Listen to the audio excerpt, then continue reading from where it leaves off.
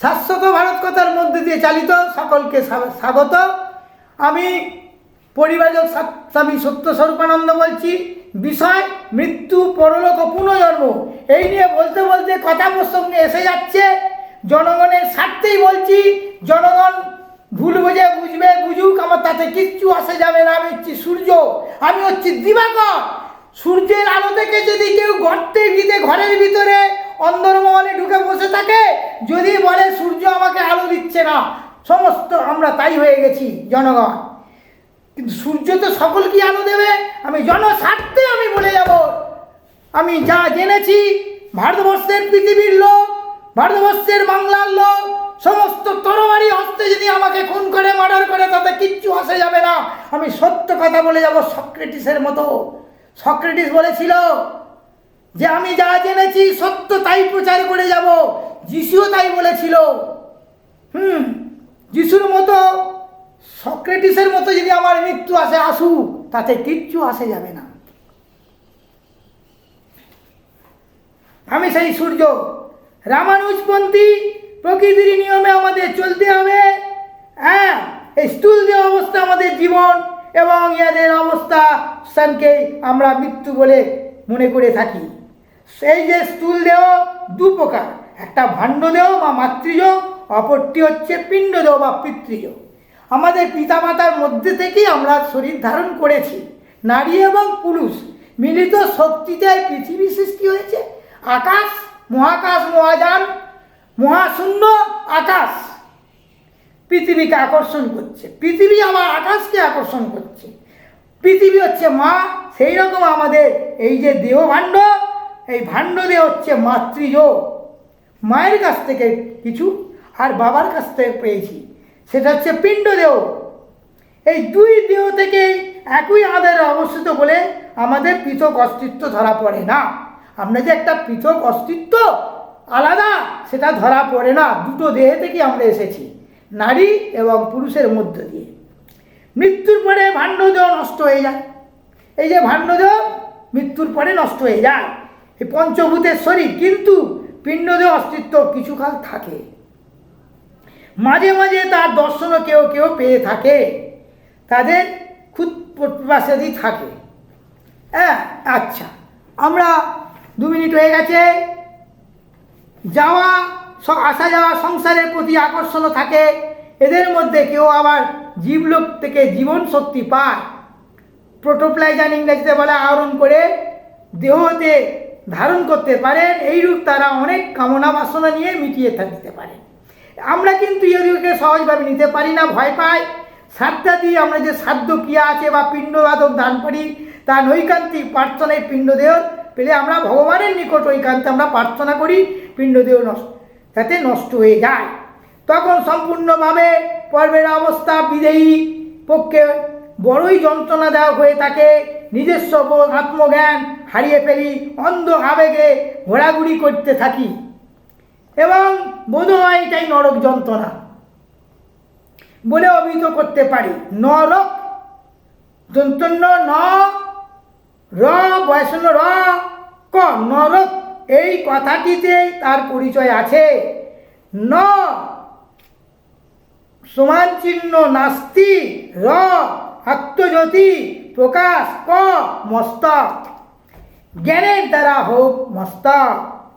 আত্মজ্ঞান হারিয়ে ফেলে প্রকৃতির অন্ধ আবেগে আমরা প্রবৃত্তির তাড়নায় চলাফেরা করি নামক নরকবাস। এই সংসারে থেকে আমরা অনেক সময় নরকবাসই করে থাকি। আমরা সংসার ধর্ম করেছি কি সত্যি? হ্যাঁ, আদর্শ সংসারী। হ্যাঁ, তো নরক একটা করেছি। আদর্শ সংসারী কেউ হতে পারিনি আমরা, ভোগবাদী সংসার। এই সমস্যার সমাধান কি? এর তাত্ত্বিক দিক কি আছে খুঁজে বার করতে হবে আমাদের। কি পাচ্ছি? বোধ শক্তি। এই বোধহয় সংসার থেকেও সদ্গুরুর চরণ ধরতে হবে। সদ্গুরু কে? সমস্ত ভণ্ডামি ভেগদারি গুরু। এই গুরু পূর্ণিমা আগামী দিন আসছে 30 তারিখে। গুরু পূর্ণিমা নিয়ে আমি বলবো, যদি পারি এর মধ্যেই বলবো, আগামীকালই বলে ফেলবো। সদ্গুরু দরকার, সদ্গুরু চরণাশ্রিত হতে হবে। চিনব কি করে সদ্গুরু? এই জন্য গুরু নিয়ে বলবো। তাই তো গীতায় বলা আছে, যিনি উৎপত্তি নাশীল ও জগৎব্যাপী আছেন, তাকে আত্মস্বরূপ করে অবিনাশী জানব। এবং সেই অধ্যায় উৎপত্তি নানা আত্মার বিনাশ করতে পারেন, অর্থাৎ সর্বব্যাপক রূপী আত্মাই যখন সর্বভূতে বিরাজমান, তখন বিনাশ করবে কে এবং কাকে বিনাশ করবে? এই দৃষ্টিতে যদি জগৎকে আমরা দেখতে শিখলে জীবন ও মৃত্যুর এই আপাতত বিরুদ্ধ দুই ভাবের মধ্যে একটা সমন্বয় ভাব আসবে। এই বিশ্বব্যাপী চেতনাকে একটা সমুদ্রের সঙ্গে যদি তুলনা করি, আর জীবজগৎকে চৈতন্য সমুদ্রের অবসান ও নব এবং সমুদ্রের ভাসমান নানা বর্ণের যে আকৃতির অসংখ্য পাত্রূপে ভাবতে শিখি, তাহলে আমরা দেখতে পাব যে অসীম সমুদ্রের জল যেন ছলাৎ ছলাৎ করে সেই অসংখ্য পাত্রের মধ্যে ঢুকে পড়ছে এবং সেই পাত্রের বর্ণ বা আকৃতির সঙ্গে একাকার হয়ে যাচ্ছে, একটা আলাদা আলাদা বৈশিষ্ট্য ধারণ করছে। তার মনে আছে জল, কিন্তু সেই জলই থেকে যাচ্ছে, তার কোনো পরিবর্তন নেই। পাত্রস্ব যে জালে পাত্রতে জল রাখা হবে, সেই পাত্রের আকার ধারণ করছে, জল কিন্তু জলই থেকে যাচ্ছে বাবা। জলসমুদ্রে জলে ঢেলে দিলে তার বৈশিষ্ট্য লোপ পেয়ে যাবে, তার আলাদা করে চিনতে আমরা পারবো না। যিনি আমরা পাত্র থেকে জল যদি সমুদ্রে ছেড়ে দিই, একাকার মিশে যাবে। জলের যে আকার তো নিয়েছিল, জলই ছিল পাত্রে, যেমন পাত্র তেমন জলের আকার ধারণ করে।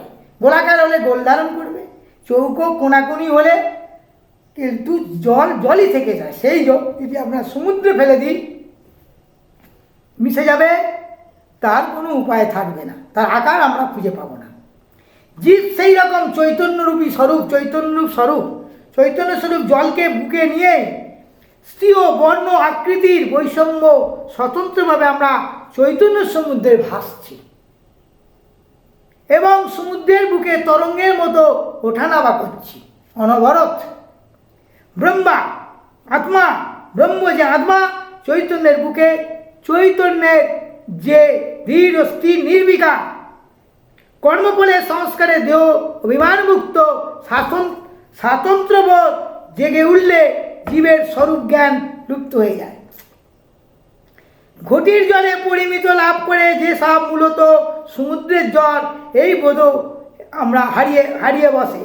আচার্য ভূপেন্দ্রনাথ স্যানল্যান্ড মহাশয়ের যে গীতা আছে, তাতে বলা আছে, বিরাটে ব্যস্তিত কিবা অনুতে স্থূলেতে তার, সেই এক চিত্রূপ অখণ্ড মণ্ডলাকার। সকল ইন্দ্রিয় দ্বারে যা কিছু বোধিত হয়, সে যে গো প্রকাশ তারুই জল নয়, সে চিন্ময় চিৎ জড়বৎ ভাসে বাসনার বসে। বাসনা বিশুদ্ধ করো প্রবল অভ্যাসে। বাসনা বিশুদ্ধ করতে গেলে অভ্যাস করতে হবে, যোগ অভ্যাস, সবই যোগে যেতে হবে। বিযুক্তে গেলে হবে না, ভাগে গেলে হবে না। যোগযুক্ত চিত্তে আমাদের গীতাকে অধ্যয়ন করে যোগযুক্ত হতে হবে, অর্জুনের মতো।